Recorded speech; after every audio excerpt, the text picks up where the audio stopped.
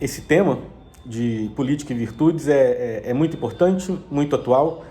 As duas palestras anteriores foram de fundamentos. A gente falou um pouco sobre o que é política das virtudes na primeira palestra, e na segunda a gente falou sobre a importância da linguagem para a política, para uma política das virtudes, especialmente nesse momento que a linguagem é tão atacada por esse marketing político que muitas vezes busca mais o ganho imediato do que realmente favorecer a discussão democrática.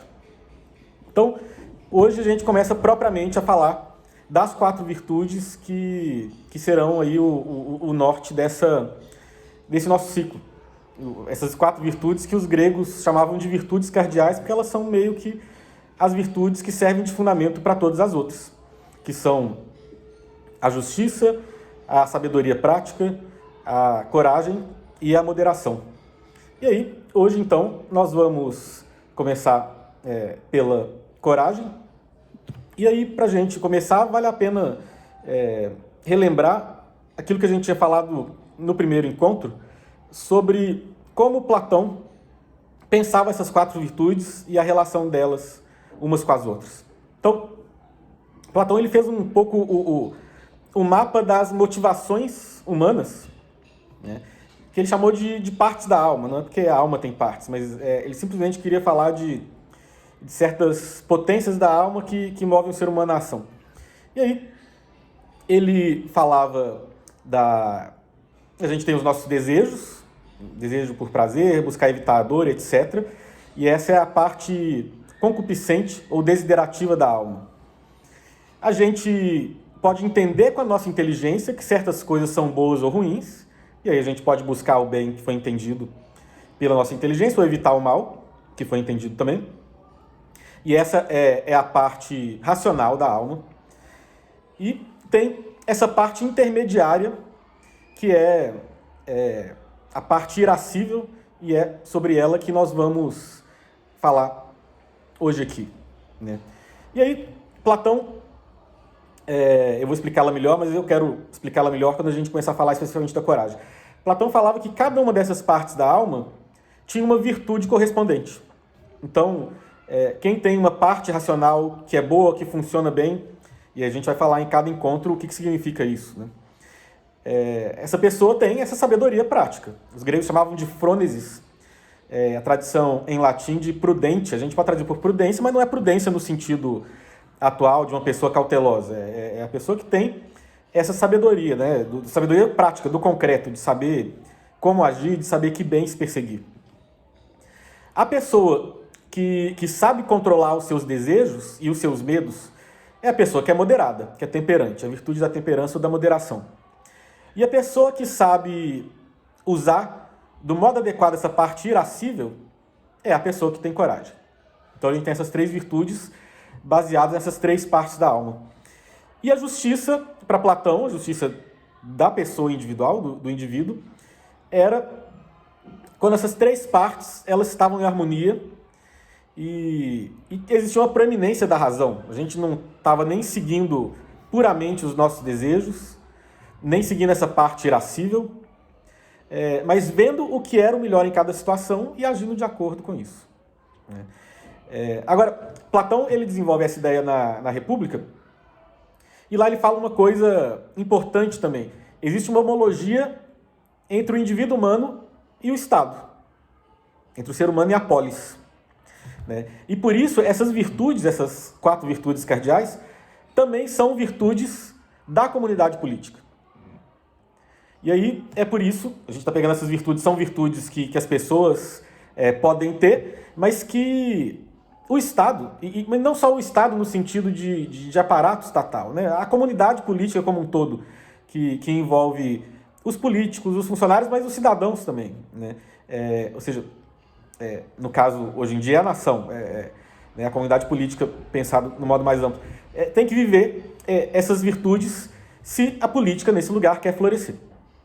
Então, é preciso ter uma sabedoria na política, uma moderação, a coragem e a justiça também. E aí elas significam coisas ligeiramente diferentes, a gente vai falando em cada um dos encontros o que significa. Hoje a gente vai começar pela coragem, mas essa é a estrutura, esse é o mapa teórico a partir do qual a gente está baseando essas palestras. Vocês verem como é que é interessante, né? Filosofia.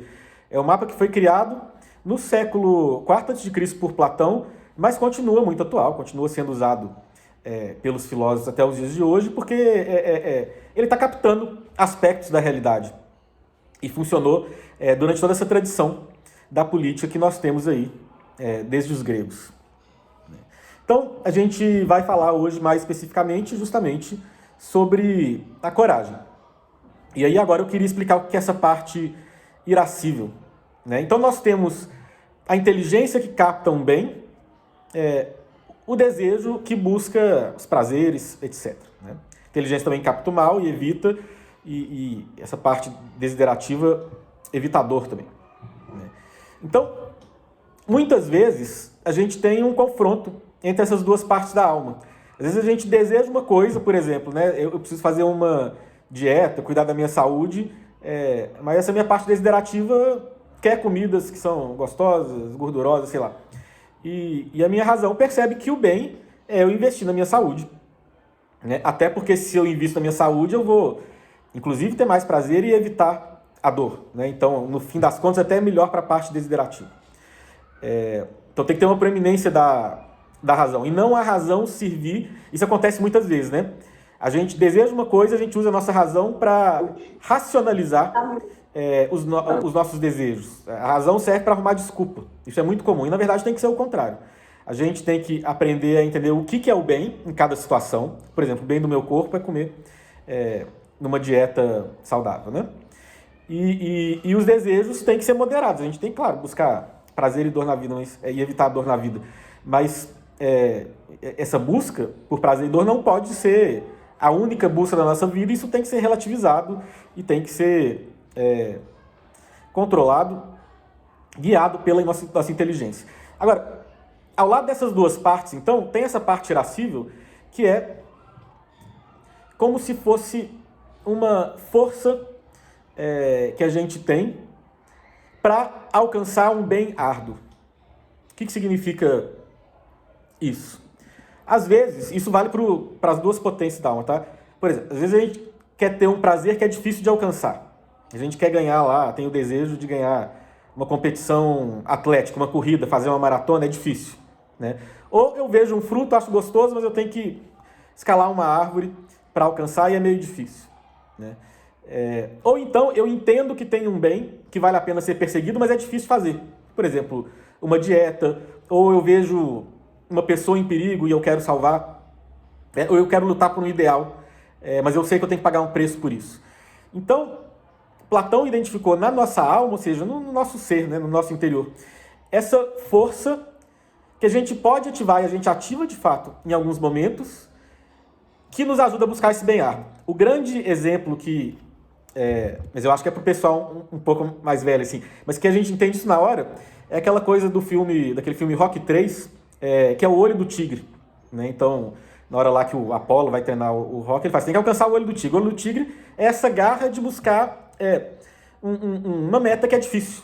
Essa energia que vem, como que nascesse aqui do peito e faz a gente correr aquela última milha, faz a gente se controlar diante, sei lá, de um alimento que faria a gente sair da dieta, etc. Os gregos chamavam tanto essa potência da alma quanto essa força de timos. Né? Então, é essa força que faz a gente buscar esse bem árduo e que às vezes vai ajudar a inteligência contra os apelos dos desejos, né? Ou às vezes vai se colocar do lado dos desejos contra a inteligência também. Então, o timos. E às vezes, a gente é movido à ação pelo timos em si mesmo, por essa força da parte irascível por si mesmo. E aí eu vou me explicar. Essa parte irascível ela é muito útil. Né? Por exemplo, um atleta ele depende disso, dessa garra, dessa força que brota para ele alcançar aquele objetivo que é duro. Mas um guerreiro num campo de batalha também precisa dessa força. Né? Se a pessoa fica com medo, ela fica desanimada e não tem essa força, ela não consegue dar tudo de si numa situação em que é necessário buscar um bem árduo. No entanto, essa força, às vezes, ela brota nos momentos errados e se dirige para as coisas e situações erradas. É a hora que a gente é movido pela ira. É aquela raiva que às vezes faz a gente prejudicar os outros, magoar os outros, ou inclusive ser violento, né? Então, é uma força que a gente tem que ser canalizada para as coisas para as quais ela realmente tem que ser usada, né? Então, isso é uma coisa importante. Por isso que essa parte irascível precisa da virtude da coragem. Virtude da coragem é isso. É a gente saber usar essa força nas situações certas, né? Dirigir ela para as coisas certas. E não usar ela de um modo destrutivo, né? O que muitas vezes é difícil. A gente tem que aprender a controlar essa força. E isso é a coragem. A coragem, vamos falar com Aristóteles, é um meio termo entre dois extremos, né? Aquela pessoa que o tempo todo está movendo essa força do timós, né? Aquela pessoa que o tempo todo está brava, briga por qualquer coisa, aquela pessoa que às vezes descamba para violência, né? Etc. Mas tem aquela pessoa também que é muito, vamos falar assim, meio mole, meio parada, que na hora que ela precisava ter uma atitude mais firme, na hora que ela precisava usar essa força para alcançar coisas que são difíceis de ser alcançadas, ela não faz isso. E aí muitos bens que poderiam ser alcançados, muitos males que deveriam ser evitados, não são. Porque a pessoa tem uma falta desse timós, né? Então o excesso e a falta são igualmente problemas, e a justa medida é a virtude, que é a coragem. E existem dois fundamentos na condição humana para a virtude da coragem. Interessante. Que à primeira vista parecem opostos, mas o primeiro fundamento é a fragilidade do ser humano, né? Tem essa filósofa que chama Martha Nussbaum, uma filósofa contemporânea muito inspirada em Aristóteles. No primeiro livro dela, ela está falando justamente sobre a fragilidade humana, né? Inclusive ela fala em alguns textos dela que o ser humano, enquanto animal político, tem sua razão de ser nessa sua fragilidade. Ou seja, porque nós somos seres frágeis e não conseguimos ser completamente independentes uns dos outros, né? A gente tem que viver em comunidade, porque é numa comunidade que as pessoas, cada um faz uma coisa, né? Realiza as várias tarefas que são necessárias, que são essenciais para que a gente possa viver uma vida plenamente humana, né? Então, isso é um fundamento não apenas da vida política, mas da coragem. Porque nós somos frágeis que nós precisamos dessa força que é a força da coragem. A coragem é essa disposição de arriscar, de correr um risco no momento em que esse risco existe. E os riscos só existem porque nós somos seres frágeis, né? O outro filósofo alemão, Josef Pieper, ele falava que nós só podemos ser corajosos porque nós podemos ser feridos. E aí é interessante, isso é uma coisa que muita gente fala. Por causa disso, a coragem não é o oposto do medo. Coragem é a disposição e é a força necessária para realizar uma ação necessária, apesar do medo. O medo é a percepção da nossa fragilidade, mas quando a gente fala, mesmo assim eu vou fazer o que tem que ser feito, e eu tenho uma força para isso, e eu faço isso do modo adequado, é nesse momento que eu sou corajoso. Mas, paradoxalmente, o outro fundamento da coragem é o transbordar de uma plenitude que existe na essência do ser humano. Ou seja, essa nossa abundância de força, abundância de vitalidade, abundância de recursos para conseguir fazer as coisas que a gente quer e deve fazer, né? Isso também vale para a vida política. O princípio da vida política é que nós somos seres frágeis e precisamos uns dos outros, portanto, mas nós somos seres que têm essa plenitude, e essa plenitude transborda no outro, né? A gente não vive juntos uns com os outros apenas porque a gente precisa uns dos outros para a gente poder viver. Mas a gente vive uns com os outros porque a gente quer viver uns com os outros. Porque tem algo em nós, né, que quer... A gente tem um desejo de partilhar os nossos bens com os outros, formando uma vida em comum. A gente quer que a vida transborde em nós e beneficie o outro, formando com essas pessoas uma relação de amizade. E aí isso é muito interessante, isso é uma diferença importante entre essa tradição clássica da política das virtudes e uma tradição mais moderna da política, da filosofia política mais contratualista, talvez. Por exemplo, o Hobbes vai falar que a comunidade política surge, o Estado, porque no estado de natureza, as pessoas, do jeito que elas são por natureza, elas começam a lutar umas contra as outras. Ou seja, o estado de natureza é um estado de guerra. E para acabar com essa guerra de todos contra todos, surge o Estado, com o seu monopólio da força, com o seu poder de mediar os conflitos, né? É claro que o Estado tem esse poder de mediar os conflitos e isso é essencial. Mas a tradição da filosofia política, que começa com Platão e Aristóteles, pensa que o começo da vida política não é esse medo de que todo mundo, a gente começa a se matar uns aos outros, mas é o que os gregos chamavam de filia, de amizade. Não amizade pessoal, né, igual a gente tem nossos amigos pessoais, mas uma amizade política. Ou seja, são seres humanos que vivem em conjunto e têm uma relação de benevolência uns para com os outros. Né? Ou seja, pode até não conhecer bem, não tem intimidade, mas tem uma benevolência, tem aquele reconhecimento de que a gente está construindo um projeto em comum. Né? E isso vem da necessidade, mas vem do transbordar dessa plenitude, né? Da gente desejar compartilhar os nossos dons com os outros. E isso vale para a coragem também. A gente tem essa força, a gente tem esse excesso de vida em nós. Às vezes a gente está cansado, mas a gente tem as coisas que a gente quer fazer, as coisas que a gente quer pôr para frente, e a gente sente na gente, quando a gente está animado, ou quando a gente considera uma coisa importante, mesmo que a gente não esteja numa situação boa, mas a gente percebe a importância de algo, a gente tem essa força que quer transbordar e se transformar em ação. Né? Então, a coragem, ela tem esses dois fundamentos, essa percepção da fragilidade, da escassez e esse excesso de abundância que quer transbordar da nossa vida para o mundo, para os outros, quer se transformar em ação. Essas duas coisas formam a coragem. Né? E aí a gente tem, então, ou seja, a coragem também é um excesso de vida em nós.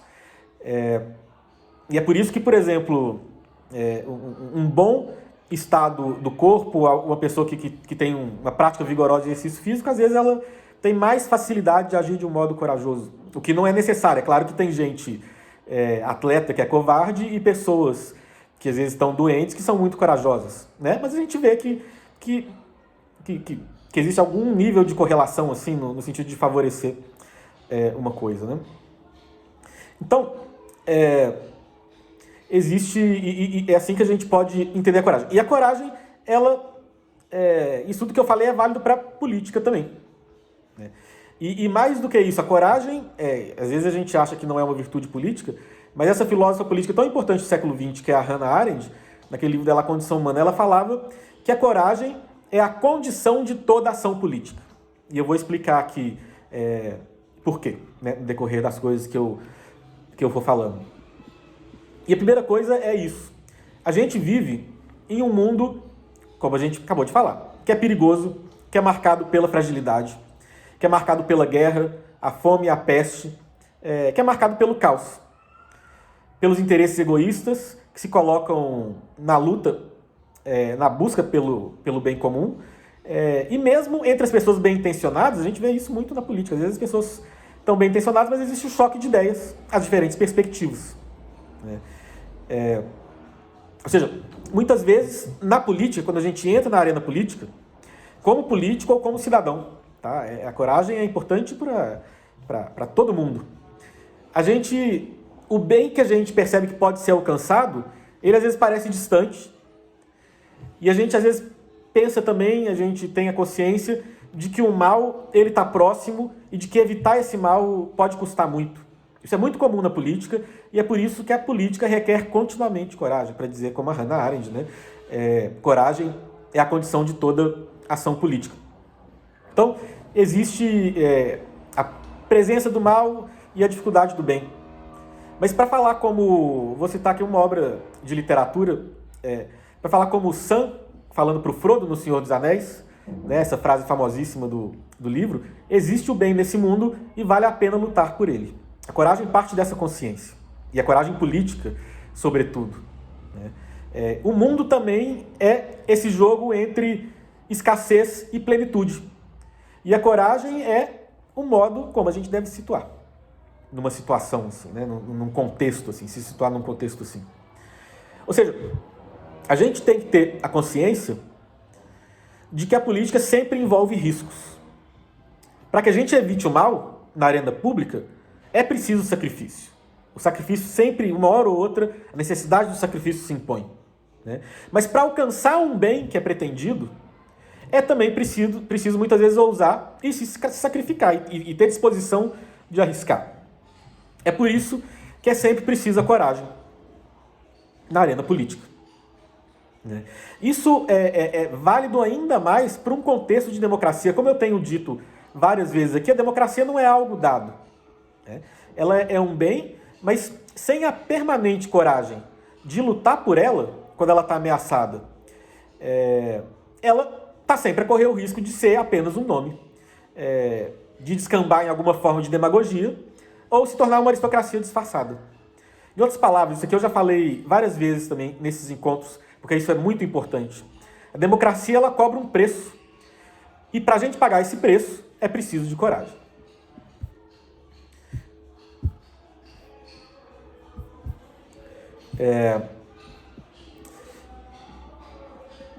Como eu estava falando, né?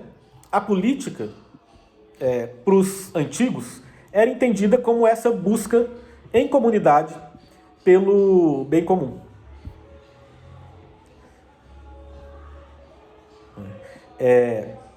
Política é a gente construir juntos a possibilidade que todos possam ter uma vida plenamente humana, que os gregos entendiam, chamavam de eudaimonia, essa felicidade que não é um estado emocional, mas é uma vida humana digna. Mas a política não é apenas isso, não é só filia, não é só comunidade. Política é também guerra e conflito. Tem essa famosa frase do filósofo Heráclito, Polemus pater panton, a guerra é o pai de todas as coisas. Ou seja, o conflito, ele é uma parte inerente da condição humana. Mas se o conflito é uma parte inerente da condição humana, né, é parte inerente da condição humana a coragem. E isso ainda é mais válido na política. A arena política é esse lugar, por excelência, do conflito, né? Então, por isso, é sempre preciso coragem. Mas a coragem também, por ela mobilizar essa força do timós, né, da parte irascível da alma, ela às vezes é perigosa. Tem um filósofo político de Harvard, o Harvey Mansfield, e ele fala muito da importância do timós para a política. E aí ele faz uma observação muito interessante. Política política, em última análise, para ele, diz respeito ao que nos faz bravos, o que nos faz irritados. Ou seja, ela não é tanto a respeito do que a gente quer, mas do que deixa a gente irritado. A gente, hoje em dia, vendo toda essa polarização e essa discussão, a gente não pode deixar de dar alguma razão para ele. Ou seja, muitas vezes a gente está mais disposto a se mover politicamente, a fazer um protesto, a entrar numa briga política, se alguém provocou a gente, se alguém causou em nós a ira, do que para alcançar alguma coisa que a gente deseja. Mas se estiver difícil demais, a gente nem vai atrás, né? E é por isso que essa força irascível, que é o fundamento da coragem, que é tão essencial para a arena política, pode fazer com que a gente também traga prejuízos para a arena pública. Essa força do irascível, do timós, sempre traz o risco de que a vida política descambe no conflito pelo conflito, né? Não diga tanto a respeito mais sobre os bens que a gente quer construir juntos, sobre os males que a gente quer evitar juntos enquanto comunidade, mas se torna simplesmente guerra de facções. Disputa por poder, às vezes nem tanto pelo desejo do poder. Algumas pessoas sim, mas outras simplesmente para que o nosso adversário não tenha esse poder. Isso é interessante na própria dinâmica das guerras. Muitas guerras começam por algum bom motivo, né? Uma nação quer se defender de outra que é uma nação agressora, mas quando as guerras vão continuando e elas vão demorando mais tempo, essa razão inicial do conflito desaparece na mente das pessoas e a guerra começa a existir pela própria guerra. Ou seja, as pessoas começam na guerra por algum motivo, que pode até ser um motivo legítimo. Existe a ideia de guerra justa, por exemplo, defesa, né? Uma autodefesa. Mas a guerra, quando ela continua, ela muitas vezes as pessoas continuam nela por vingança, para punir o adversário pelos prejuízos que esse adversário trouxe para nós, pelas pessoas, por exemplo, que nós gostávamos, pelos nossos companheiros tal, que acabam por cair no campo de batalha. Ou seja, essa força da parte irascível, esse timós, uma vez deslanchado, ele pode dar origem à coragem, mas ele pode virar uma força desenfreada que traz mais destruição do que benefício na arena da política. E aí, é por isso, ou seja, a coragem ela se torna uma virtude enlouquecida quando ela é deixada por si mesma. E é por isso que as 4 virtudes, os gregos, Platão, Aristóteles, por exemplo, falavam muito da unidade das virtudes. Essas virtudes elas não existem de um modo pleno, pelo menos, em alguma medida sim, mas de modo pleno, elas não existem separadamente. Uma virtude sempre pede o complemento da outra, especialmente essas 4 virtudes cardeais, né? A gente vai falar sobre isso depois, mas, por exemplo, a sabedoria prática, eu sei o que tem que ser feito. Sem a coragem, a disposição de buscar o que tem que ser feito, mesmo quando isso é difícil, não serve para muita coisa. Do mesmo modo, a coragem, sem a moderação, ela se enlouquece com facilidade. Por um lado, uma pessoa que tem desejos desenfreados, que tem um medo desenfreado, faz com que essa parte irascível se torne serva dos desejos ou do medo. Isso é muito comum na arena política. Alguém que está na política para satisfazer os próprios desejos, sem pensar no bem comum, sem pensar no que de fato é melhor, ou alguém que está na política simplesmente porque tem medo demais, e vira um refém desse medo e começa a fazer coisas pouco razoáveis. Mas, em segundo lugar, essa parte irascível, ela precisa de ser guiada pela sabedoria prática, pela inteligência. A gente tem que saber o que é o bem em cada situação, e é difícil saber isso. Quando a gente for falar sobre a frônesis, sobre sabedoria prática, a gente vai falar sobre toda essa questão de uma educação para a prudência, que é um tema que já foi abordado aqui em outros encontros. Então, essa sabedoria, saber o que deve ser buscado, o que é o bem em cada situação, quais são os meios para alcançar esse bem, isso é importante para que essa força do timós ela seja bem conduzida. E aí, em vez da gente, na arena política, ser uma pessoa irada, ou cheia de energia, mas enlouquecida, a gente ser de fato corajoso. O ser humano corajoso é aquele que sabe onde usar essa força e como usar ela. Qual a medida em que ela deve ser usada e em que contextos.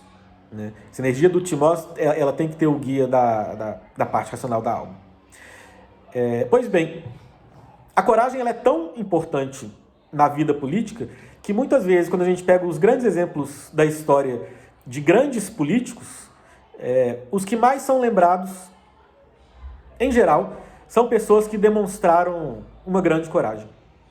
Isso vai desde os gregos, os atenienses, que foram esse primeiro povo grego que fez essa experiência da democracia. Eles tinham uma canção, que era a canção de Harmódio, que era uma canção na qual eles contavam a história de 2 atenienses, o Harmódio e o Aristógiton, em grego Aristogeiton, que juntos tentaram derrubar o tirano de Atenas. Nessa época, Atenas estava sob uma tirania e acabaram morrendo nessa luta por derrubar a tirania, mas se tornaram mártires dessa causa e inspiraram outros atenienses a lutar contra a tirania, e nessa luta a democracia ateniense acabou sendo implementada. Surgiu a democracia ateniense justamente dessa luta, que tomou como inspiração esses 2 grandes atenienses que mostraram muita coragem em enfrentar o tirano da cidade. E aí, essa canção era uma canção importante em Atenas, as pessoas gostavam de cantar ela, para lembrar justamente isso. Heródoto, esse historiador grego, falava que entre os atenienses a coragem estava sempre ligada, o amor à liberdade estava sempre ligado à coragem. Ou seja, a liberdade ela não vem de graça, é preciso ter coragem para alcançá-la e para defendê-la. E a gente associa muito, desde Atenas, a democracia a um sistema político no qual existe liberdade, né? Então é um sistema político no qual a coragem tem que estar sempre presente. E essa história, essa canção que contava a história desses dois atenienses, continuava motivando essas pessoas da cidade a arriscarem, às vezes, as próprias vidas, o conforto, a reputação, em nome da defesa da democracia. Um outro momento histórico, e sempre lembrado como um dos grandes momentos da política na história da humanidade, é aquele famoso discurso do Churchill: nós vamos lutar nas praias, vamos lutar, etc. Que teve aquele filme até que tem o discurso e tal.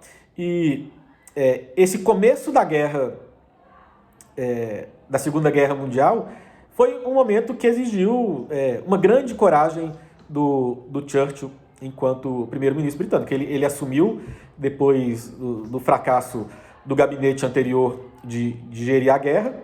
Ele sempre teve uma postura combativa contra o Hitler, contra os nazistas, ao contrário de posições mais conciliadoras que existiam, mesmo quando o Hitler foi invadindo vários países da Europa e mostrando que era uma real ameaça. E é muito interessante, tem esse livro que chama, se não me engano, Churchill contra Hitler, que foi publicado aí nos últimos anos, que ele mostra como que esse começo da Segunda Guerra Mundial foi quase uma luta sem esperanças, porque era muito óbvio que existia uma supremacia militar da Alemanha diante da Inglaterra. Eles arrasaram a França em pouco tempo, eles faziam aquela blitzkrieg, né, que acabava vencendo, fazendo vitórias muito grandes em muito pouco tempo, e os britânicos simplesmente não tinham forças mesmo para fazer frente ao Hitler, como aquele desastre todo de Dunkirk mostrou. Tem aquele filme lá do Nolan sobre isso. E o Churchill teve que se manter nesse propósito de enfrentar o Hitler, de ganhar tempo, de tentar fazer os Estados Unidos entrarem na guerra a qualquer preço, quando tudo estava contra ele, se baseando para isso na sua coragem. Ele não tinha outra coisa para fazer a não ser muitíssimo corajoso numa guerra que parecia ser uma causa perdida nesse momento, né? Depois que os Estados Unidos entraram na guerra, a União Soviética entrou na guerra, a situação mudou. Mas esse começo da guerra era realmente um momento de muita vantagem para o Hitler, e o que o Churchill fez foi ter muita coragem. O que os britânicos nesse momento, enquanto nação que apoiaram o Churchill, não foram contra ele, né, era uma democracia, tivesse uma reação popular contra as ações do Churchill, a Grã-Bretanha ia ter que fazer algum compromisso. Mas o povo também apoiou, foi corajoso junto com o Churchill nesse momento, e eles conseguiram enfrentar o Hitler contra toda esperança, esperar contra toda esperança, ganharam o tempo com isso necessário para que outras forças entrassem na guerra e esse jogo de forças mudasse, né? Foi um momento de coragem que mudou a história, né? Poderia ter sido determinante para o resultado da guerra e o resultado da história da humanidade a partir daí, né? Aquele discurso do Churchill foi uma manifestação disso, ele é lembrado até hoje, né? Como eu falei, que ele fala: vamos lutar nas praias, vamos lutar nos campos de pouso, vamos lutar nos campos e nas ruas, e no final, né, nós nunca nos renderemos. Isso aí é um discurso para lembrar da coragem que eles estavam tendo nesse momento e para estimular essa coragem, né? Para estimular essa parte irascível da alma nesse momento em que um bem árduo deveria ser alcançado.